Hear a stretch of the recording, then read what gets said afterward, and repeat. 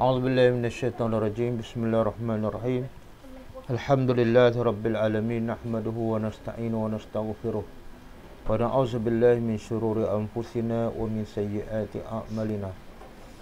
Man yahdihillahu fala mudilla lahu wa man yudlil fala hadiya lahu. Asyhadu an la ilaha illallah wahdahu la syarika lah wa asyhadu anna Muhammadan abduhu wa rasuluh. Subhanaka la ilma lana illa ma 'allamtana innaka antal alimul hakim. Allahumma 'allimna ma yanfa'una wanfa'na bima 'allamtana wa zidna ilma. Rabbi yassir wa la tu'assir, Rabbi tammi bil khair. Amma ba'du. Ayat 130 pengajaran kan? Pengajaran ayat 130. 129 dah kan?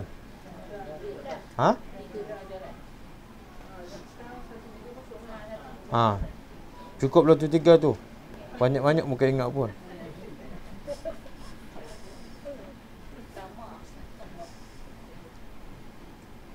Okey, ayat 130. Maksud dia, A'udzubillahi minasyaitonirrajim. Wa man yarghabu an millati Ibrahim illa man safiha nafsah. Tidak ada orang yang benci ataupun tidak suka kepada agama Ibrahim, melainkan dia adalah orang yang memperbodohkan dirinya. Kenapa? Walaqad istafainahu. Sebab Ibrahim itu adalah kami telah memilihnya, orang yang terpilih. Yang memilihnya bukan manusia tapi Allah Subhanahu wa taala. Di dunia, dan wa innahu fil akhirati laminas salihin. Dan di akhirat pula Ibrahim adalah tergolong orang-orang yang soleh. Kita nak benci orang yang manusia pilih, tak ada masalah. Kita nak benci orang yang dilantik oleh manusia, tak ada masalah. Tapi jangan tak suka ataupun benci orang yang dilantik, diutuskan oleh Allah Subhanahu wa taala. Sebab tu Tuhan kata, orang yang tolak apa yang Allah pilih, siapa yang Allah pilih adalah orang yang bodoh sahaja. Pengajarannya pertama,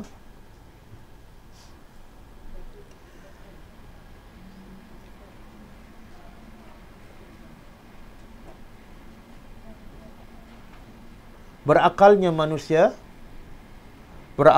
manusia atau tidak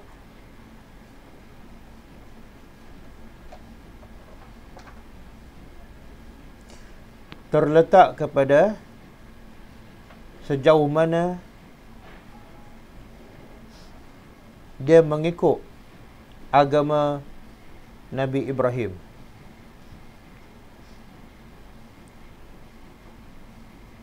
Sejauh mana dia mengikut agama Nabi Ibrahim.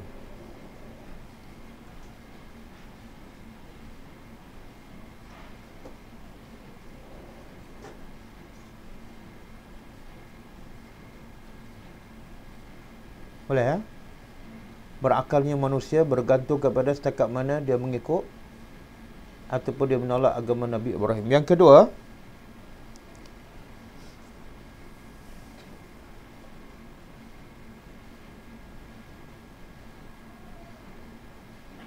perbuatan yang menyalahi agama,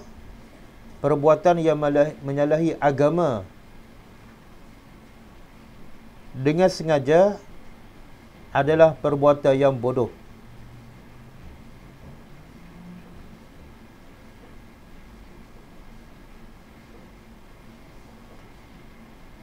Perbuatan yang menyalahi agama dengan sengaja adalah perbuatan yang bodoh, walaupun dia dikatakan seorang yang bijaksana.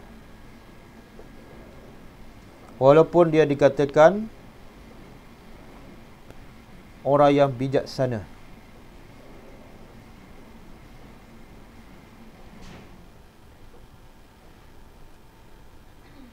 Dan terkenal di dunia.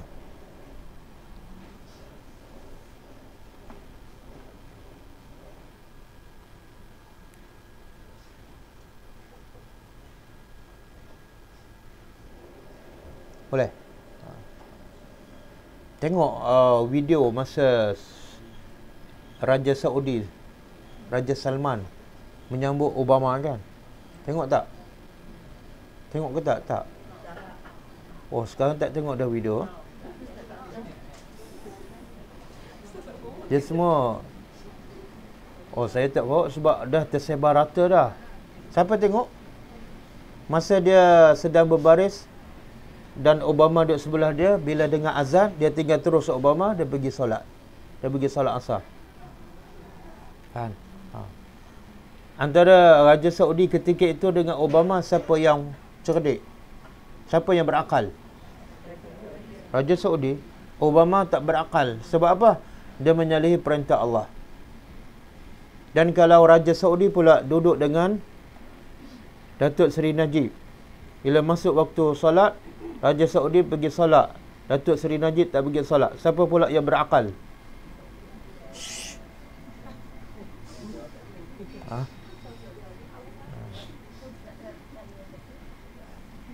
Tak, bukan semua soalan perlu dijawab.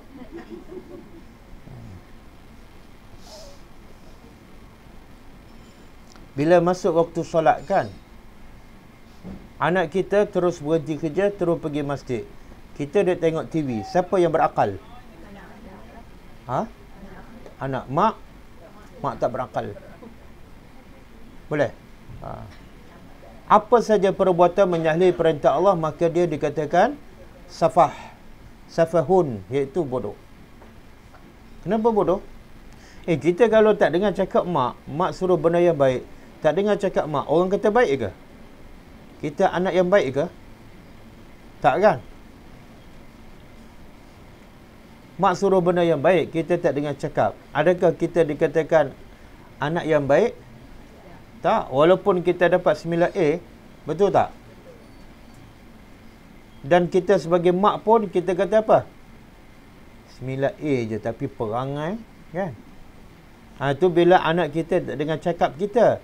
Tapi bila kita tak dengar cakap Allah, kita rasa tak kita ni bodoh? Ada rasa tak?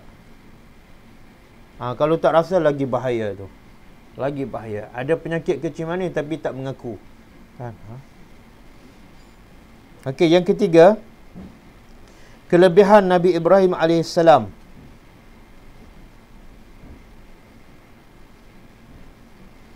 Kelebihan Nabi Ibrahim AS, iaitu Allah telah memilihnya di dunia, di kalangan manusia-manusia yang ramai.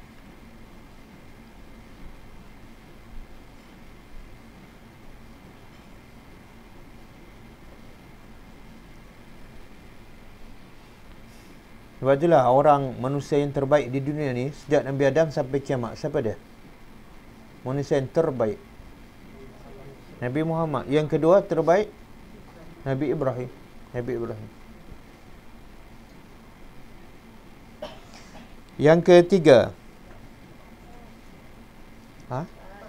yang keempat, salah dalam braket baik adalah sifat para nabi. Salah dalam braket baik adalah sifat para nabi.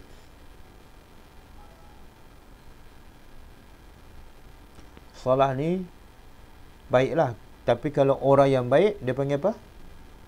Orang. Dia panggil apa? Orang yang baik. Orang yang soleh. Jadi Tuhan kata apa? Kami telah pilih Ibrahim di dunia, dan di akhirat dia adalah orang-orang yang soleh. Nak menunjukkan soleh adalah sifat kepada para nabi. Wassalamualaikum warahmatullahi. Sebab itulah setiap kali ketika Nabi Mi'raj ke langit kan, setiap kali Nabi Mi'raj ke langit, setiap kali masuk langit pertama, kedua, ketiga dan seterusnya, Nabi yang duduk di tingkat pertama akan berkata apa? Marhaban bil akhi salih wan nabiy salih. Selamat datang Nabi yang soleh dan saudara yang soleh. Naik tingkat kedua pun, Nabi yang duduk tingkat dua mengucap ucapan yang sama kepada Nabi Muhammad. Marhaban bil akhi salih wan nabiy salih. Jadi soleh itu adalah sifat yang pasti ada kepada semua para nabi. Kita ada juga, tapi bukan selalulah. Kadang-kadang soleh kan, kadang-kadang kan tikar marah tu tak nampak sangat soleh kan. Okey. Yang kelima.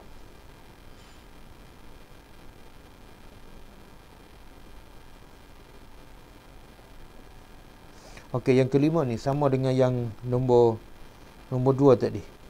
Siapa saja yang menyalahi para rasul.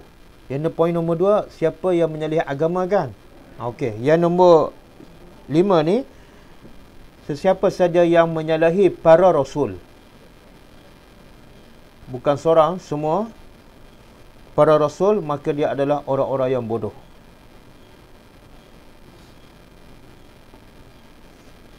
Dia tak suka Nabi Yunus kan, contoh. Nabi lain semua okey, Nabi Yunus je masalah. Mana dia adalah orang yang bodoh. Ada tak? Ada orang suka Nabi tertentu dan Nabi lain dia tak suka. Ada tak? Ada. Siapa dia? Kristian. Kristian dia suka Nabi apa? Nabi Isa. Nabi lain dia tak suka. Orang Yahudi suka pada Nabi Musa. Nabi Muhammad dia tak suka. Jadi orang Yahudi bodoh, orang Kristian pun bodoh. Tapi orang kata sekarang, orang Islam pun cakap, orang yang paling cerdik kat dunia ialah orang Yahudi. Betul kan? Orang tak pernah dengar? Lalu dengarkan. Saya pun tak faham, di mana kecerdikan orang Yahudi tu?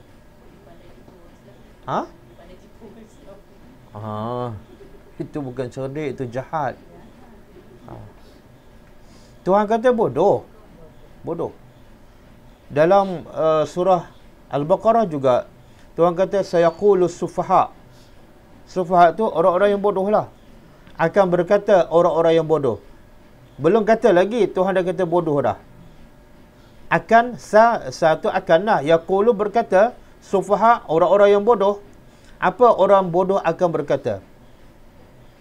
Ma wallahum an qiblatihim allati kanu 'alaiha.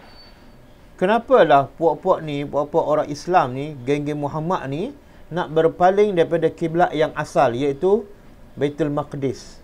Faham tak? Masa tu kiblat belum ditukar lagi, tapi Tuhan tu Maha mengetahui. Bila Tuhan tukar, Tuhan tahu orang Yahudi akan kata apa? Orang Yahudi tak setuju, dia akan bangkang. Bila Tuhan tahu orang Yahudi akan bangkang, Tuhan kata apa? Sufaha, bodoh. Sedangkan orang Yahudi, dia bangkang apa dia tu? Banyak ke satu? Satu je. Apa dah? Pertukaran kiblat. Itu pun Tuhan dah kata sufaha. Kalau 5 dia bangkang, kalau 5 hukum Allah dia tolak, lagilah bodoh. Faham tak? Kadang-kadang solat dia terima, puasa dia terima, haji sedekah dia terima, tapi tutup aurat tak terima. Memang bodoh. Memang bodoh. Tutup aurat dia terima, poligami tak terima pula. Bodoh. Bodoh.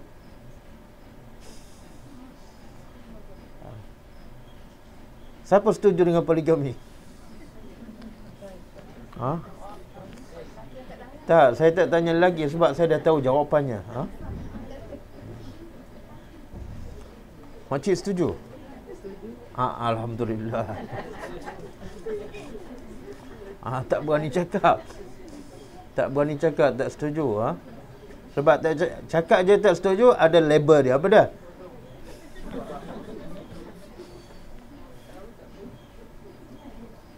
Kita tak setuju dengan ketidakadilan. Itu cerdik. Tapi kalau orang berpoligami, dia tak adil, kita setuju juga. Itu pun bodoh juga. Kita kena pertahankan poligami. Walaupun tak adil. Itu bodoh juga tu. Bodoh. Boleh? Poligami yang adil lah. Yang bukan kerana nafsu. Semua yang syariat agama dia setuju. Solat, puasa, tutup aurat, poligami. Tapi dia mengumpat lagi. Bodoh ke cerdik? Bodoh. Bodoh. Sebab orang Yahudi bantah satu je. Pertukaran kiblat. Tuhan dah gelar sufaha. Boleh? Jadi ingatlah masa dia sedang mengumpat, dia adalah orang yang bodoh. Sedar ke tak masa mengumpat tu?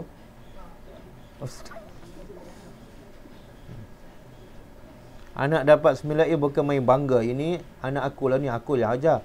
Dia tak tahu dia adalah orang yang bodoh. Sebab apa? Buka aurat. Kan? Okey. Habis Ayat yang 131. Ini kita dah Tadabbur? Belum. Tengok orang cerdik ni. Orang yang berakal. Bila Tuhan cakap, Tuhan arah, apa dia buat? Ini Tuhan nak bagi contoh orang yang berakal. A'udzubillahi minasyaitonirrajim. إذ قال له ربه أسلم قال أسلمت لرب العالمين. Apa dia? Ingatlah ketika mana qala telah berkata lahu kepadanya, kepada siapa? Kepada Ibrahim. Siapa yang berkata? Rabbuhu, Tuhannya. Tengok. Bila Tuhan kata is, Tuhan nak cerita pada siapa ni? Tuhan nak cerita pada siapa? Pertama sekali kepada Nabi Muhammad. Sebab ayat ni turun kepada Nabi Muhammad yang pertama. Bila Tuhan nak cerita pada Nabi Muhammad, benda tu besar ke kecil? Besar. Benda apa ni? Cerita apa ni? Cerita Nabi Ibrahim. Maknanya cerita Ibrahim ni sangat besar, sangat hebat. Sehingga Tuhan cerita kepada orang yang hebat juga, iaitu Nabi Muhammad.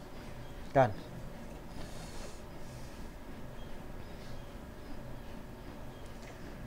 Sebab itulah orang yang hebat, dia tak cerita benda yang remeh-temeh tu. Balik kerja dia cerita apa? Jalan jam lah. Cerita pada siapa? Isteri. Itu orang tak hebat tu. Isteri pun tahu, cerita pun dah cerita lama kan. Jalan jam lah hari ni, pening kepala air. Mana dia tak hebat, bini dia pun tak hebat. Kalau bini dia dengar pun, ya bang. Dua-dua tak hebat. Suami yang hebat apa dia? Hari ni alhamdulillah air dapat sabar. Tenang je. Jalan jam lebih teruk daripada biasa, tapi air tenang. Itu hebat. Kan? Bukan riak. Kalau riak dia cerita pada orang lain, ini cerita pada bini, takkan riak kau. Bini dia pun dah kenal dia dah.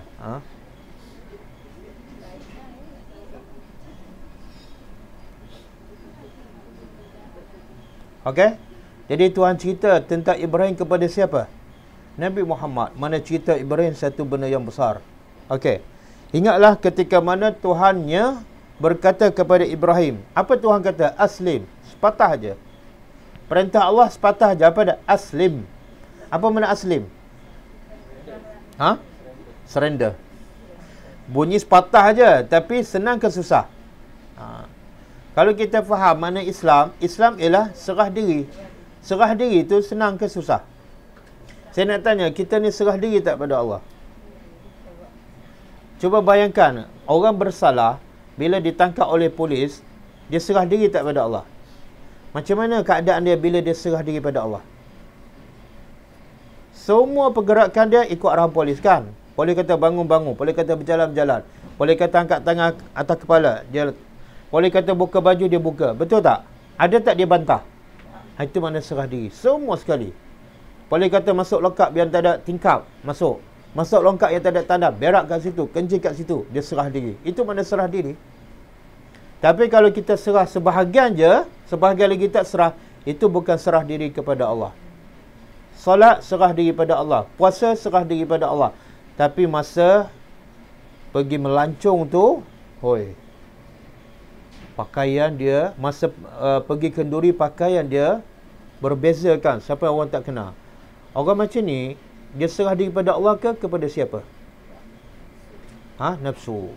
Walaupun dia salat, niat untuk apa? Kerana Allah. Tapi sebenarnya dia sembah nafsu, bukan sembah Allah. Sebab apa? Salat tu sesuai dengan nafsu. Yang lain tak sesuai. Boleh? Tengok Tuhan kata pada Ibrahim, Aslim. Serahlah diri kamu. Nabi Ibrahim ambil masa tak nak jawab. Qal, dia tak ambil masa. Qal, terus dia berkata, Aslamtu. Sekarang juga aku serah diri. Kepada siapa? Li Rabbil Alamin. Kepada Rabb. Apa makna Rabb? Rabb mana dia? Pertama? Pertama, Rabb. Tak, Rabb bukan Tuhan. Ilah Tuhan. Rabb pertama, pencipta. Yang kedua?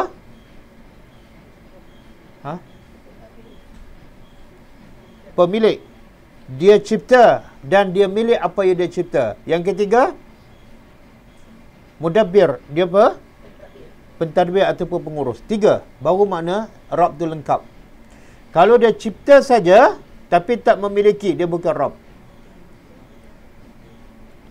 Contoh, ada orang buat sesuatu tapi dia tak memiliki. Apa dia? Ha? Macam buruh yang buat rumah. Dia buat rumah tak? Tapi lepas buat rumah, dia memiliki tak rumah tu? Belum siap dia kat situ. Bila siap dia keluar. Ada pula orang memiliki tapi dia tak cipta. Siapa dia? Siapa dia? Tuan rumah tu lah. Dia memiliki rumah tapi dia tak mencipta. Ada orang dia tak mencipta, dia tak memiliki, dia mengurus je. Siapa dia? Lah, bibik lah.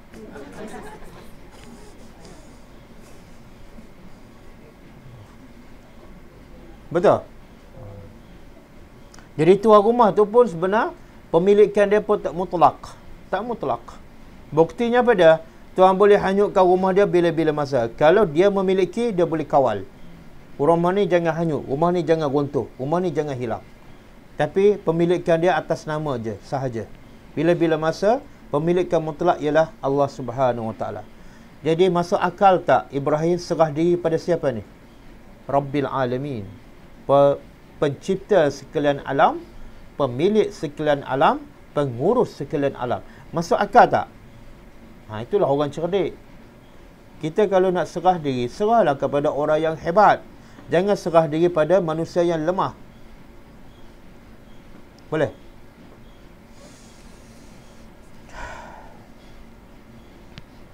Bila kita serah diri pada manusia yang lemah, apa jadi? Apa hasilnya? Apa hasil? Kita serah diri pada suami, bergantung pada suami, bergantung pada anak, bergantung pada mak ayah. Apa jadi pada kita?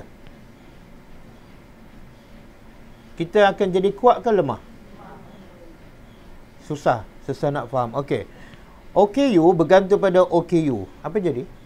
Kuat tak OKU tu? Dua-dua tak ada kaki kan? Jadi lemah lah sebab dia bergantung pada yang lemah. Kalau kita nak menjadi kuat, bergantunglah pada yang kuat. Siapa dia? Allah.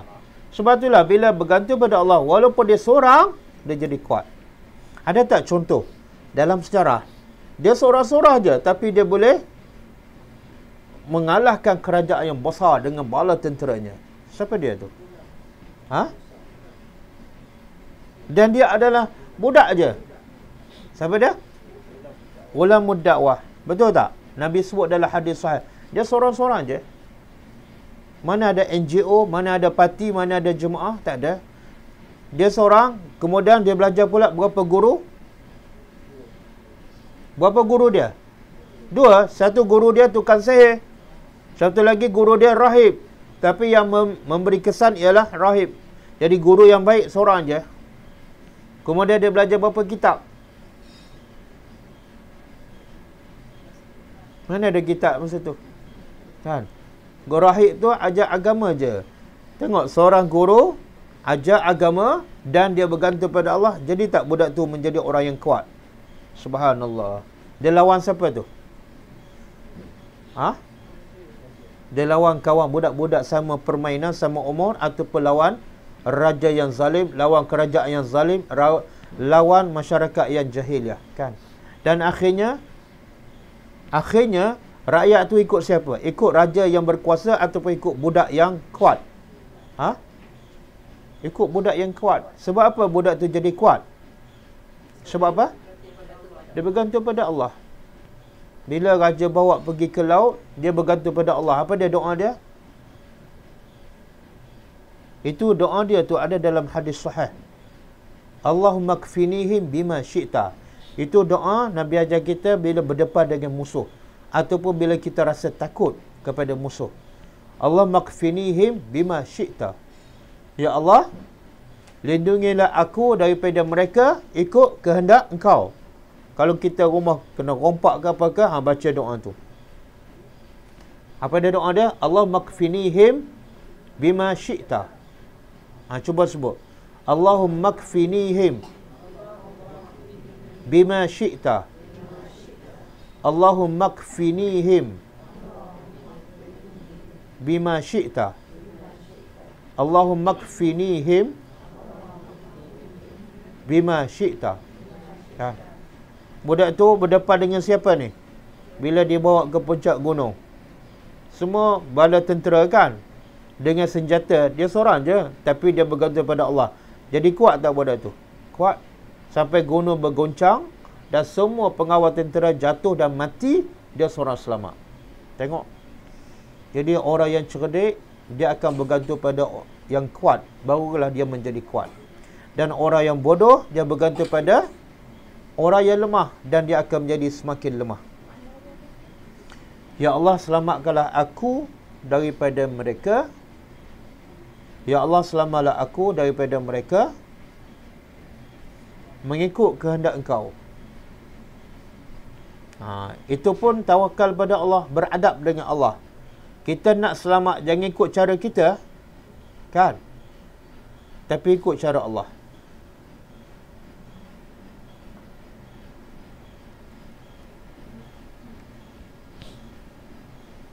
Apa lagi contoh? Boleh bagi tak contoh 2-3 dalam Al-Quran yang orang tu lemah, tapi bila bergantung pada Allah menjadi orang yang kuat dan boleh berdepan dan mengalahkan musuh?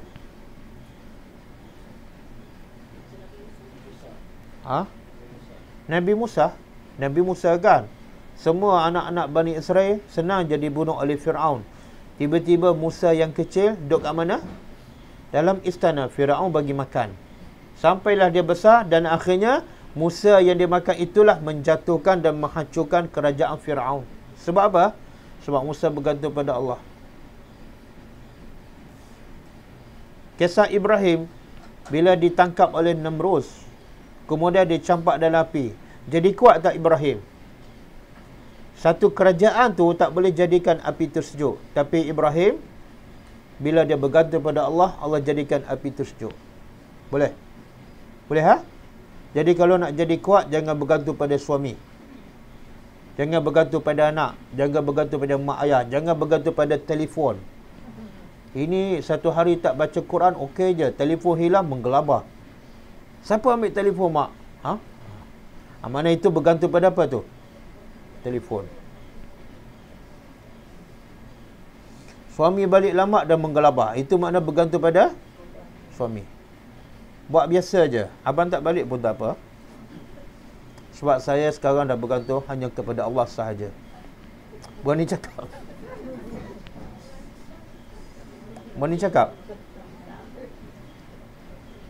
Berani tak cakap? Oh tak. Tak tu mana kita masih bergantung pada suami. Berani?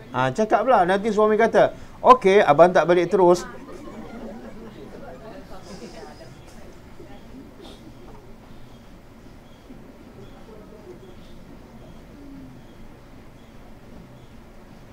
Tengok.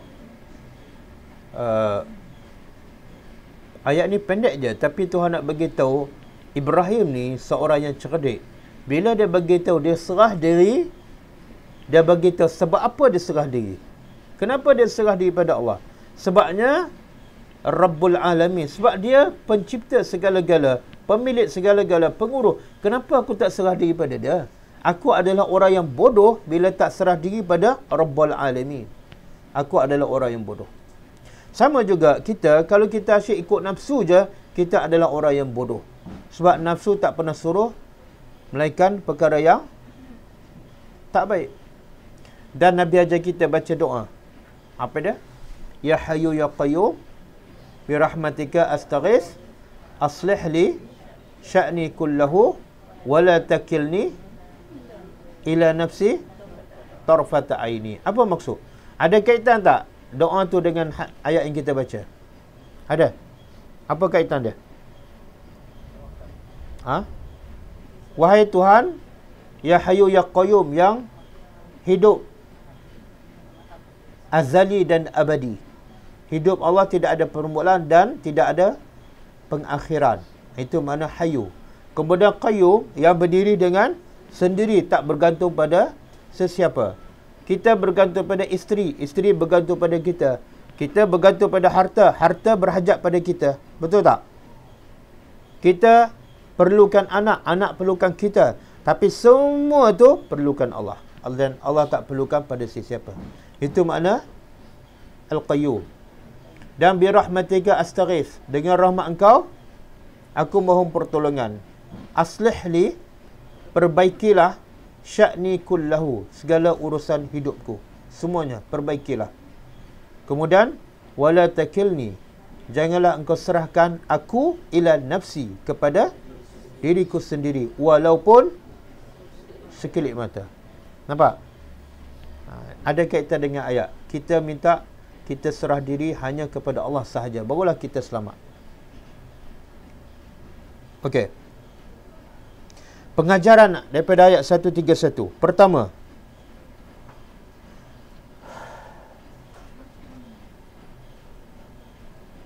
kelebihan Nabi Ibrahim AS, kelebihan Ibrahim AS, iaitu beliau tidak mengambil masa lama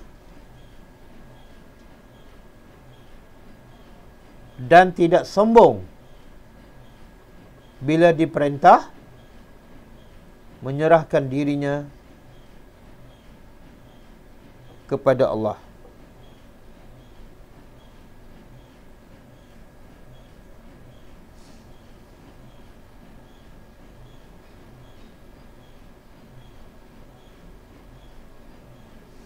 Contoh Ibrahim ni kemuncak serah diri Ibrahim kepada Allah ialah apa dia? Kemuncaknya apa dia? Tak. Bila diperintah sembelih anak, kan? Dia ambil masa tak nak laksanakan perintah Allah? Tak. Itu kemuncak Ibrahim menyerah diri kepada Allah.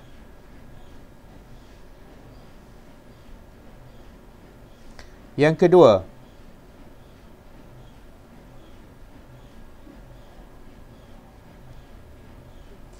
alamin daripada perkataan alam yang bermaksud tanda.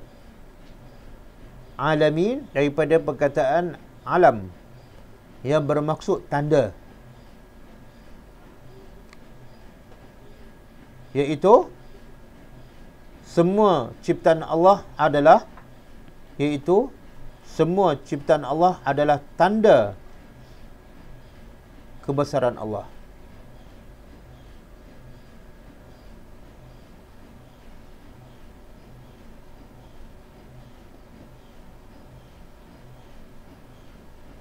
Boleh? Yang keempat. Yang ketiga, orang yang berakal ialah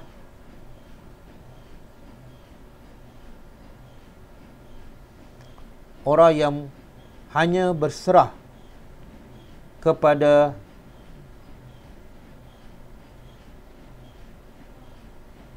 pencipta dan pemilik sekalian alam.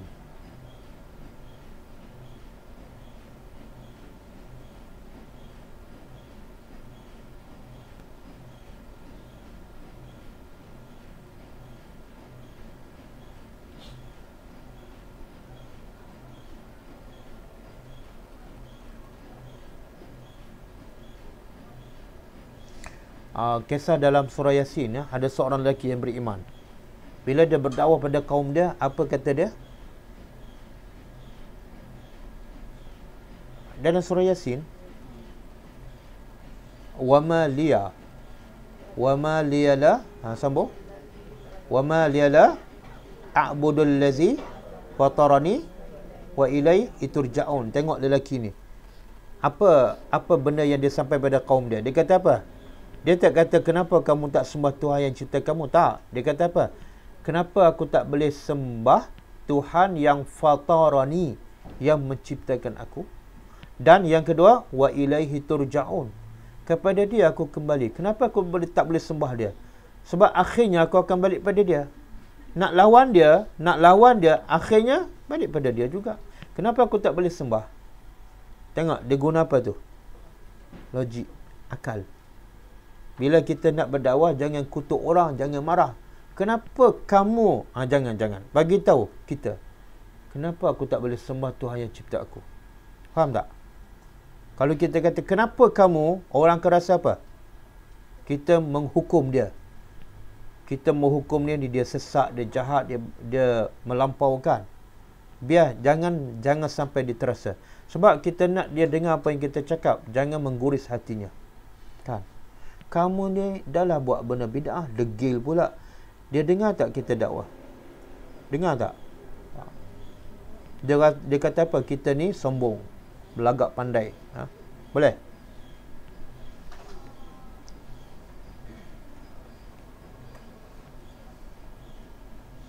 Okey, ayat seterusnya 132.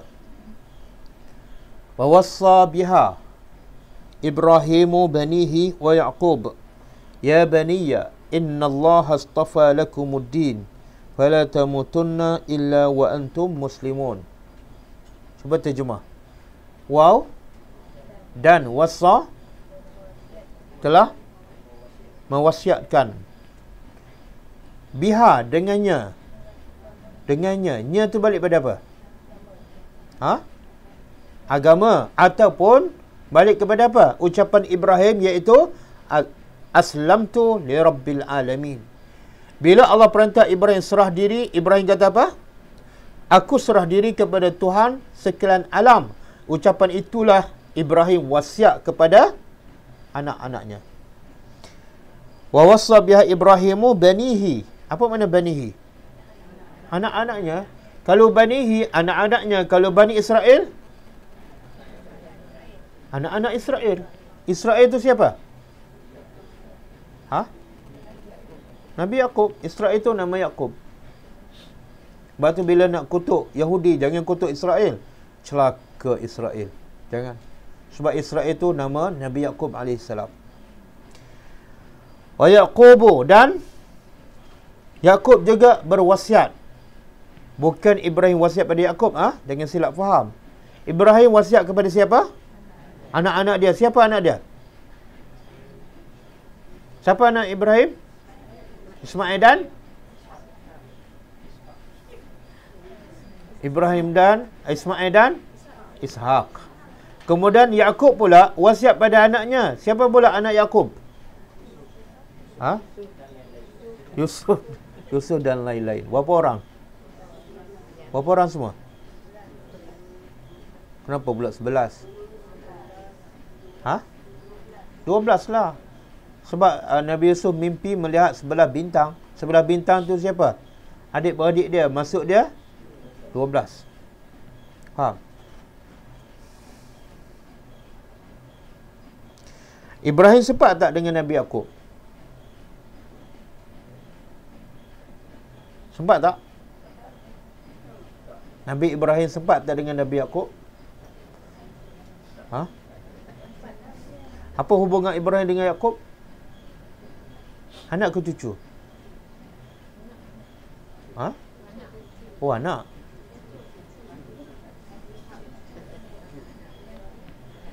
Mana ada nama anak Ibrahim Yaqub? Mana ada? Tak ada. Anak Ibrahim Ismail dan Ishak. Yaqub tu cucu dia. Yaqub tu cucu dia. Okey. Ibrahim berwasiat kepada anaknya, dan begitu juga Yaqub berwasiat kepada anaknya. Apa dia wasiatnya? Ya baniya, wahai anak-anakku. Jangan baca ya bunayya. Apa beza ya baniya dengan ya bunayya?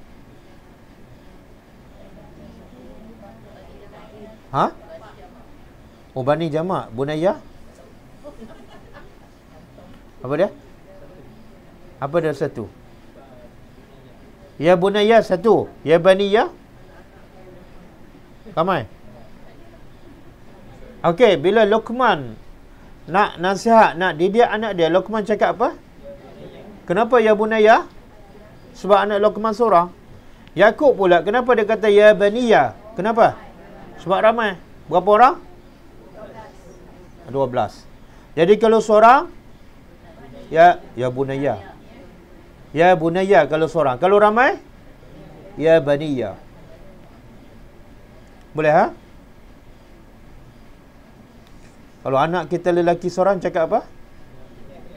Kalau ramai, ya baniya. Kemudian apa wasiat? Mak dah nak mati, ada gelam emas 3 orang tu, jaga baik-baik. Tengok wasiat Ibrahim dan Yaqub. Innallah, sesungguhnya Allah istafa. Istafa tu telah memilih. Sebab tu salah satu gelaran Muhammad ialah Mustafa, yang terpilih. Sesungguhnya Allah telah memilih lakum, bagi kamu ad-din, agama. Allah dah pilih agama. Allah dah pilih agama. Maka kalau Allah pilih agama untuk kamu, maka itulah yang terbaik. Jangan cari yang lain, jangan tambah-tambah. Kalau Allah dah pilih, pastilah Allah bagi yang lengkap. Pasti Allah bagi yang lengkap. Tak mungkin Allah bagi agama separuh-separuh ataupun tak lengkap. Lepas tu dia suruh kita cari sendiri. Tak mungkin. Al-yawma akmaltu lakum dinakum. Hari ini aku telah lengkapkan agama kamu. Okey. Maka oleh kerana Allah dah pilih agama untuk kamu, maka fala tamutunna, maka janganlah kamu mati illa wa antum muslimun, kecuali dalam keadaan kamu menyerah diri kepada Allah. Okey, kenapa Ibrahim dan Yaqub tak bagi nasihat pada anaknya? Beramallah dengan ajaran Islam. Beza tak? Ibrahim cakap pada anak dia, beramallah dengan ajaran Islam, dengan jangan mati melainkan mati dalam keadaan Islam. Beza tak? Apa beza dia?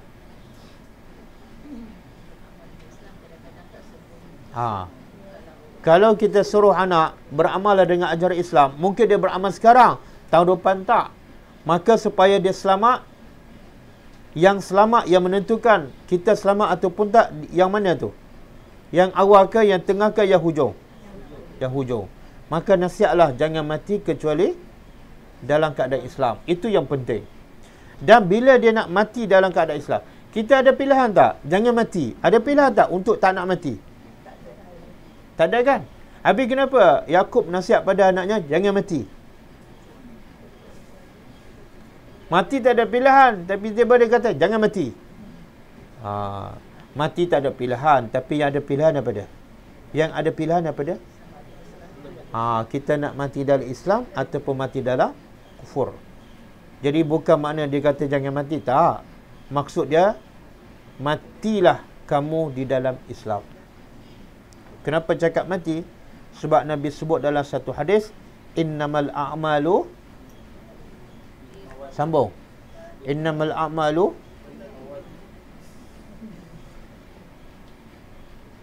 yang orang kita tahu binniat aja. Innamal a'malu binniat.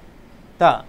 Yang ni hadis dia, Nabi kata sesungguhnya hanyalah amalan yang dikira ialah bil khawatim, iaitu di khawatim, khatimah. Amalan yang dikira ialah yang di hujung. Nampak? Kita dok pulung bukan main masa muda kan. Solat siang, solat duha, solat witir, solat malam. Tapi bila tua, sakit je tak solat, habis. Masa tu mati, masuk neraka. Kan? Nabi kata apa? Ada orang yang melakukan amalan ahli syurga, tiba-tiba di hujung kehidupan dia melakukan amalan ahli neraka. Maka dia mati dan masuk neraka. Rugi tak? 50 tahun dia solat duha, solat witir, solat malam. Bila sakit, Tuhan uji dia tak solat. Mati dalam keadaan tak beriman, masuk neraka. Dan ada pula orang yang melakukan amalan ahli neraka sepanjang hidup, tapi di hujung kehidupan dia cari hidayah, Allah bagi hidayah, dia melakukan amalan ahli syurga, dia mati masa tu, maka masuk syurga. Nampak? Mana yang untung? Buat amalan ahli syurga 50 tahun, mati masuk neraka, dengan buat amalan ahli neraka 50 tahun, mati masuk syurga. Yang mana untung? Kita nak yang mana? Yang kedua, nak buat amalan ahli neraka dulu.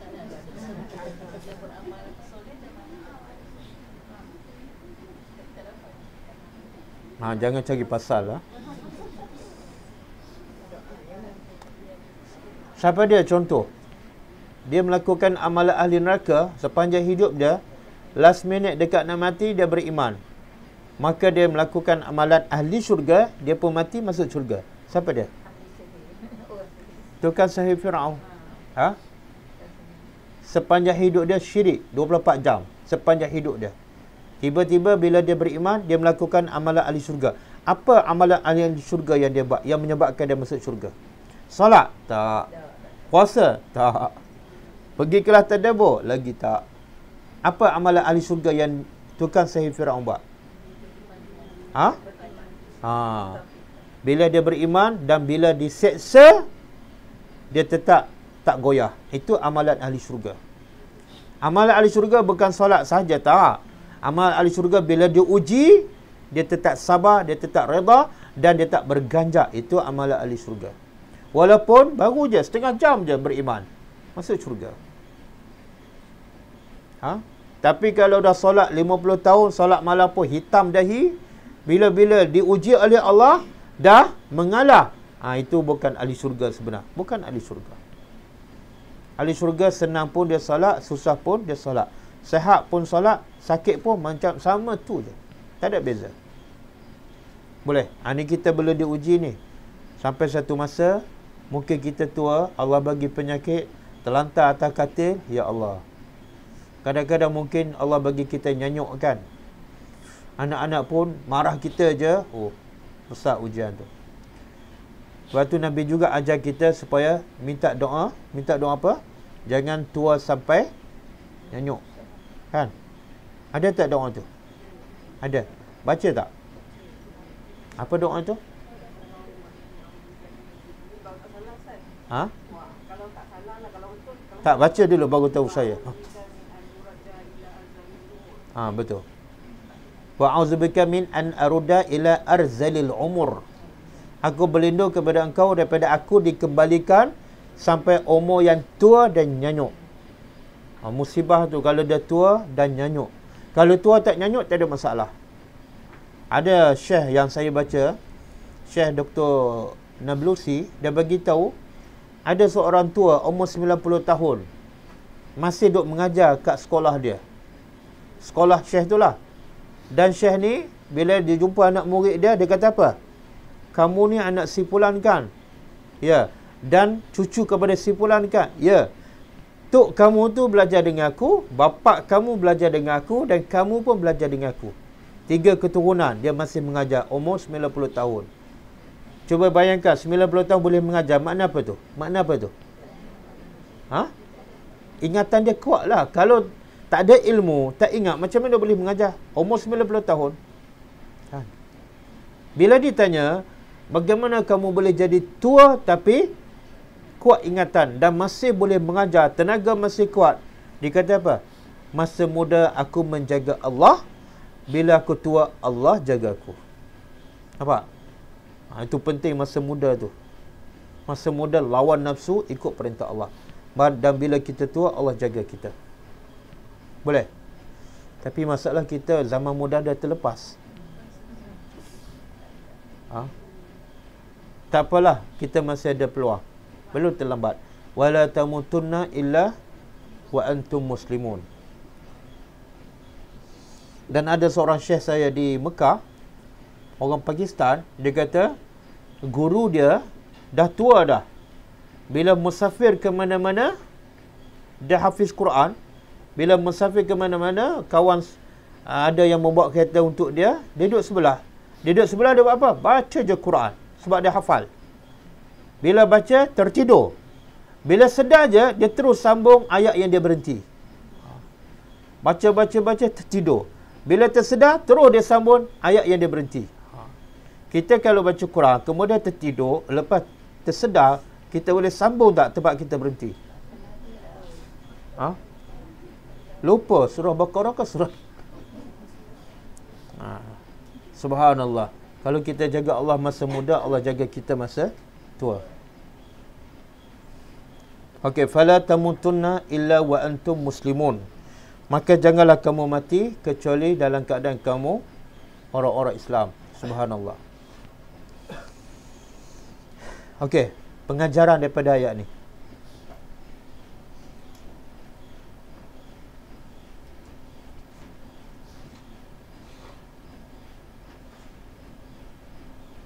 Pertama, kepentingan wasiat ini. Kepentingan wasiat ini iaitu mewasiatkan kepada anak-anak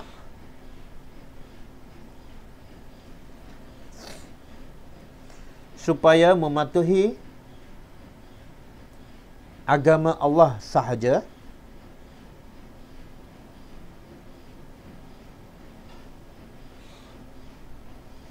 dan jangan sekali-kali mati melainkan dalam keadaan Islam.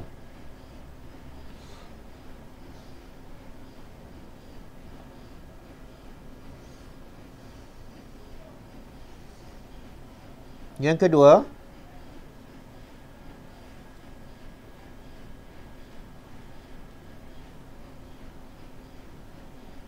sangat perlu setiap ibu bapa sentiasa mewasiatkan anak-anak mereka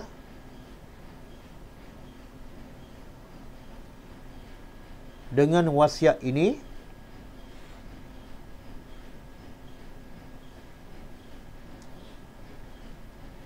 sebagai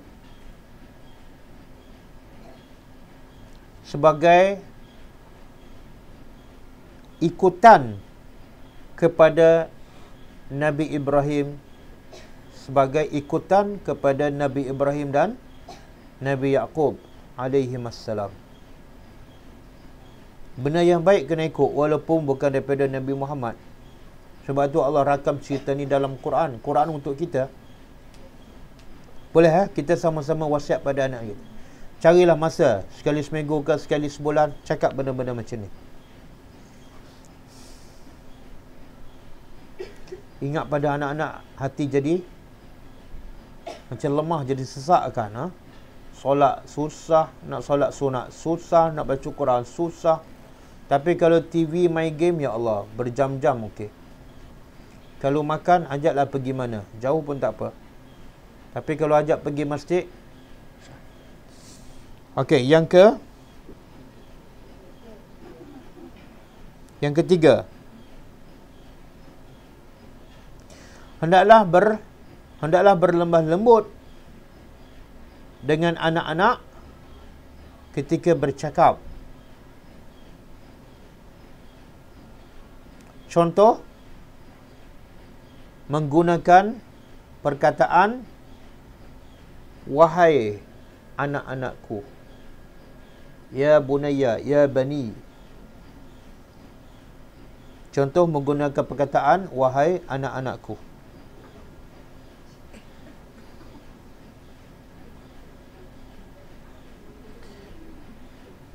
Bila Tuhan cakap dan Tuhan rakam dalam Quran, benda tu penting tak? Dan berkesan tak? Berkesan betul. Tapi kita tu nak mula susah.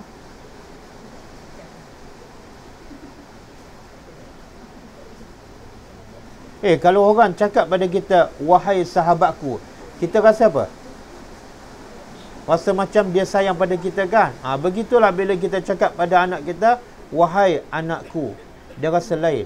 Tapi kita tu rasa macam nak mula tu macam nak keluar apa? Mas. Kan? Fikir 10 kali. 10 kali istikharah. Bila aku nak cakap ni, wahai anakku.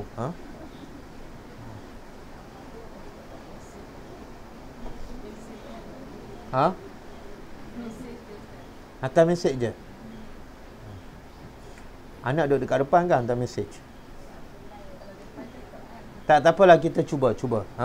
Saya pun kena cuba juga. Kalau tak nama tadabbur lah.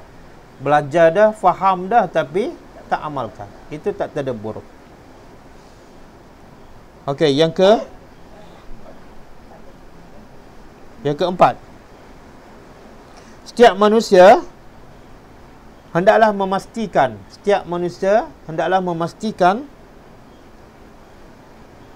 dia sentiasa beriman dan berserah diri kepada Allah.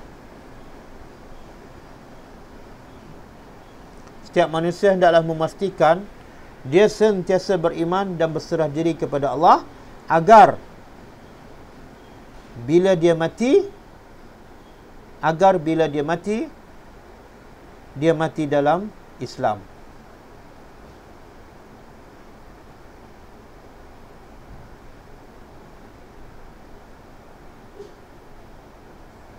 Nah, yang terakhir, yang kelima, hadis Nabi.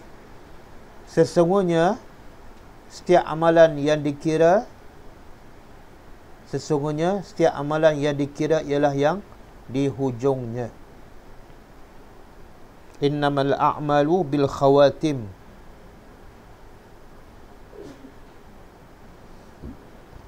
Tulis hadis tu. Innamal a'malu bil khawatim.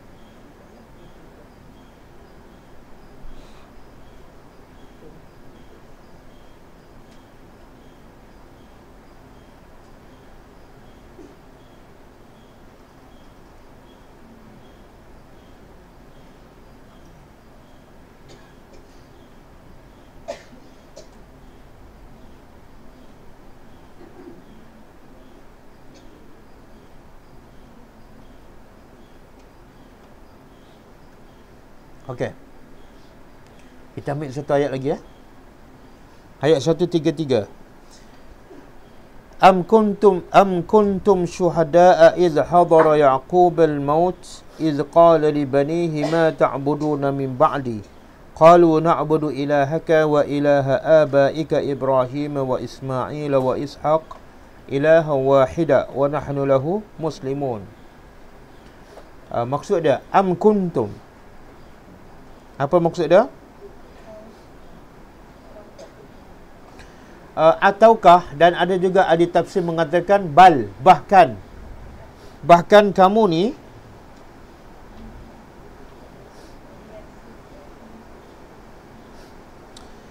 kuntum apa dah? Adalah kamu syuhada. Syuhada apa dah? Syuhada jamak, kalau mufrad syahidun. Makna dia hadirun, hadir. Adakah kamu semua ni, kamu tu ada dua pendapat. Pertama, orang-orang Yahudi. Yang kedua, semua yang membaca ayat ni. Adakah kamu adalah orang-orang yang hadir, yang menyaksikan? Menyaksikan apa? Iz hadara Ya'qub, ketika mana datang kepada Ya'qub al-maut, kematian. Nabi Ya'qub walaupun Nabi, tapi mati datang juga tak pada dia. Kullu nafsin za'iqatul maut. Jadi kalau Ya'qub datang maut kepadanya, kita datang tak? Datang. Bila datang? Bila-bila masa. Semalam saya solat jenazah di kawan saya. Bukan kawan lah, pelajar saya. Dia penyakit kanser di Subang Bistari. Dia sempat masuk kelas saya 3 kali je. Tapi masuk pun masa tu dah sakit.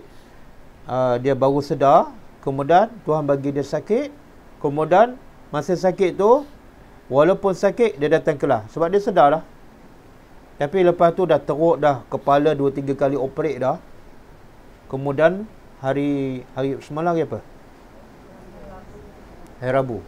Pergi hospital kata buat balik lah. Hari Selasa tu, hospital kata buat balik lah, tak boleh buat apa dah. Kemudian pagi Rabu pukul 4 pagi, meninggal. Dan saya pergi solat semalam. Tapi masalah orang kita apa dah? Dalam grup WhatsApp tu, kumpulan-kumpulan yang ikut kelas tu, semua ucap apa? Innalillah, Al-Fatihah, Salam Tansi'ah. Saya ajar mereka, bacalah doa. Orang mati ni, yang paling menakutkan dia apa dah? Orang nak bawa dia masuk kubur dalam yang gelap, dan orang nak tinggal dia sorang-sorang kat situ. Ini bukan tinggal dalam hutan ni, dalam tanah. Maka dia sangat-sangat memerlukan doa. Fatihah bukan doa. Innalillah bukan doa. Salam tazah bukan doa. Kamu memang semua tak kesian pada orang mati tu. Cuba bayangkan kita duduk tempat orang mati, orang tak baca doa. Al-Fatihah bukan doa. Innalillah bukan doa. Bacalah doa yang Nabi baca kepada Abu Salamah. Ya Allah, ampunlah dosa dia, tinggikan darjah dia, luaskan kuburnya, cahayakan kuburnya dan gantilah dia dengan yang lebih baik. Jadi saya kata bacalah berulang kali. Jangan ada innalillah. Innalillah bukan untuk kita.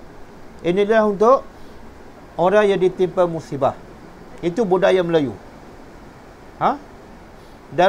Mungkin dalam 50 orang adalah seorang berdoa. Itu pun bahasa Melayu lah. Okeylah. Semoga Allah ampunlah dosa dia. Yang lain tu 95% innalillah al-fatihah. Innalillah al-fatihah. Tunggulah bila kita mati nanti. Kalau orang buat macam tu, habis. Nanyalah kita. Kan? Jadi selalulah berdoa pada si mati. Semoga bila kita mati nanti, orang akan selalu berdoa. Okey. Ingatlah ketika mana maut datang kepada Nabi Yaqub. Apa kata dia? Ini wasiat yang terakhir Nabi Yaqub kepada anaknya. Iz qala li banihi, ketika mana Nabi Yaqub berkata kepada anaknya, ma ta'budu min ba'di. Kamu nak sembah siapa selepas aku mati? Kamu nak sembah siapa selepas aku mati? Dia wasiat pada anaknya. Berapa orang anaknya? Berapa orang? 12. Dan 12 ni semua dah baik ke ataupun masih ada yang nakal? Kan asalnya 10 orang nakal kan? Sampai nak bunuh Nabi Yusuf. Tapi masa Nabi Yaqub nak mati ni, adakah semua 10 orang dah bertukar menjadi baik? Dah bertaubat? Ya. Tengok. Apa rahsia Nabi Yaqub? Sampai dia boleh tukar anak dia yang jahat tu, yang nakal, akhirnya beriman dan bertaubat pada Allah. Apa resipi Nabi Yaqub? Fasabrun jamil. Satu lagi apa? Wallahul musta'an. Itu kata-kata Nabi Yaqub. Bila dia tengok anak dia menipu dia, dia kata apa? Fasabrun jamil. Sabar yang cantik. Sabarlah diriku dengan sabar yang cantik. Kemudian jangan cari pertolongan pada orang. Carilah wallahul musta'an. Mintalah tolong pada Allah sahaja. Maka itulah hasilnya sekarang ni. Dia wasiat pada semua 12 orang. Semua dah bertaubat. Apa dia? Ma ta'buduna min ba'di. Apa yang kamu akan sembah selepas aku? Qalu, mereka berkata, na'budu ilahaka. Kami akan sembah Tuhan engkau, wa ilaha abaika, dan Tuhan kepada bapa-bapa engkau. Siapa bapa-bapa engkau? Ibrahim, Ismail, Ishaq, dan semuanya adalah ilaha wahida, Tuhan yang satu. Kami akan sembah Tuhan yang satu itu. Wa nahnu lahu muslimun, dan dalam keadaan kami semua berserah diri hanya kepada Allah. Seronok tak bapa bila nak mati anak semua beriman kepada Allah dan berjanji untuk terus beriman? Seronok tak? Itulah qurrata a'yun. Rabbi ja'alni, apa dia? Rabbana hablana min azwajina wa zurriyatina qurrata a'yun waj'alna lil muttaqina imama.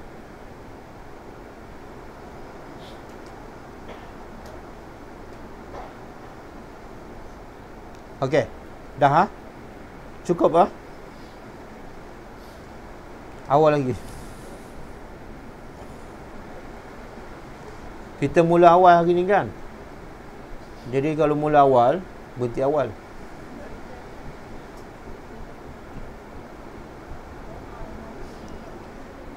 Kita habiskan dengan pengajaran dia. Okey.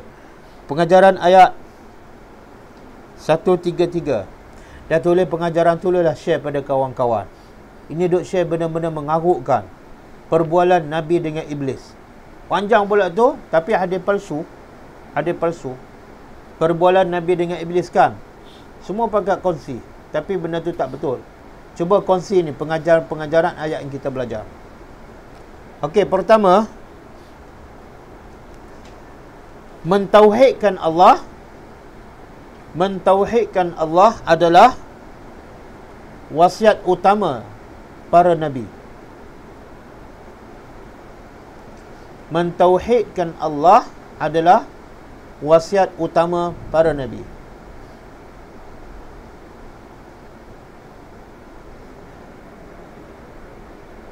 Ini benda ni jauh lagi daripada masyarakat kita kan. Wasiat utama mak bapak bila nak mati apa dah? Bukan tauhid. Apa dah? Harta. Jauh lagi. Majoriti bila nak mati, wasiat pasal harta. Okey, yang kedua. Mati adalah hak. Mati adalah hak. Walaupun kepada para nabi.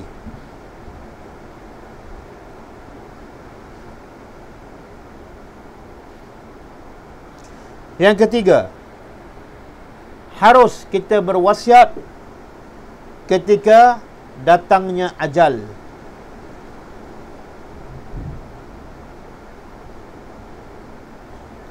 Harus kita berwasiat ketika datangnya ajal. Dengan syarat. Dengan syarat. Orang yang memberi wasiat masih berakal dan sedar. Dengan syarat, orang yang berwasiat masih berakal dan sedar. Kalau dalam keadaan dia tak sedar, wasiat dia tak sah. Wasiat dia tak sah. Contoh dia kata, ayah wasiatkan kamu solatlah 6 waktu. Ayah wasiatkan kamu harta sekian-sekian. Dalam keadaan dia tak sedar, maka wasiat dia tak sah. Boleh?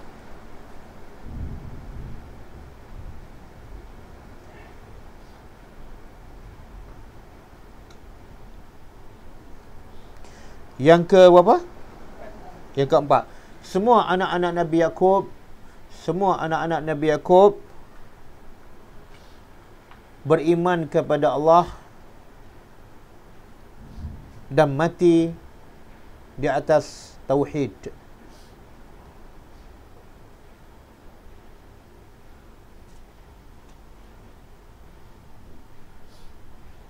Yang keberapa? 5. Yang kelima, setiap jiwa manusia suka mengikut ibu bapaknya.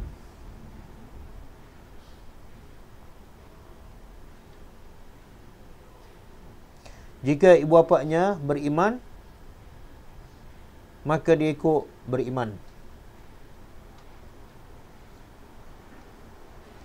Jika ibu bapaknya tak beriman, maka dia tidak beriman.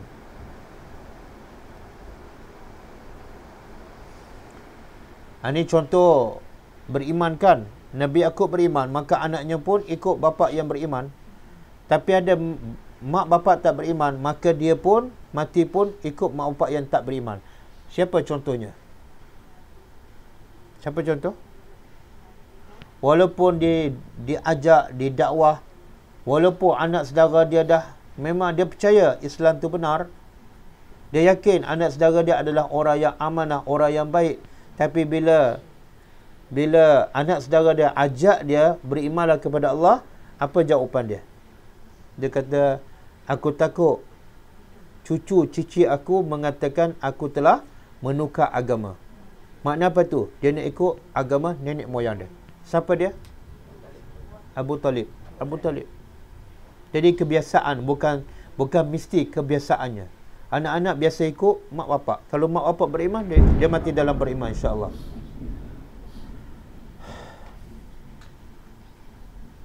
Baca apa? Hujan kan? Baca doa hujan. Tak dengar Allahumma je. Allahumma sayyiban nafi'ah. Itu doa hujan. Tadi bunyi petir kan? Baca doa petir.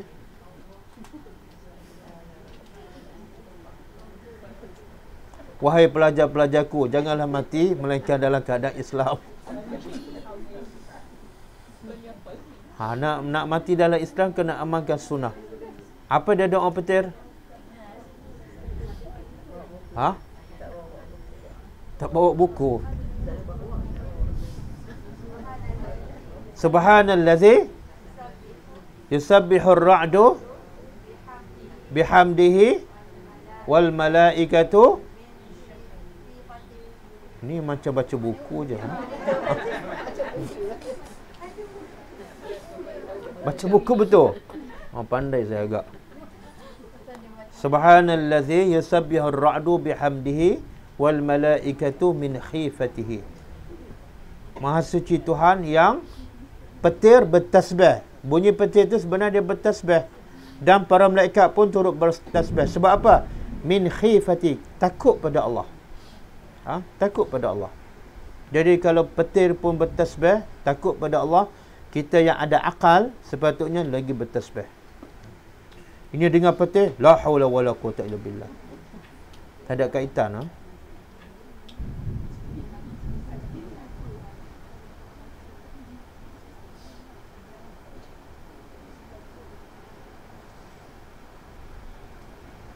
Okey, cukup ah? Cukup. Kita sambung ayat 134 akan datang insya-Allah.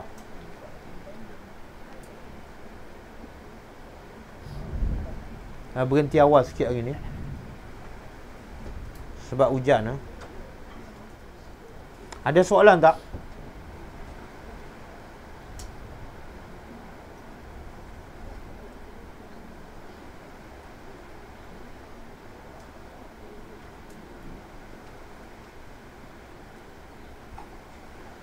Tak ada.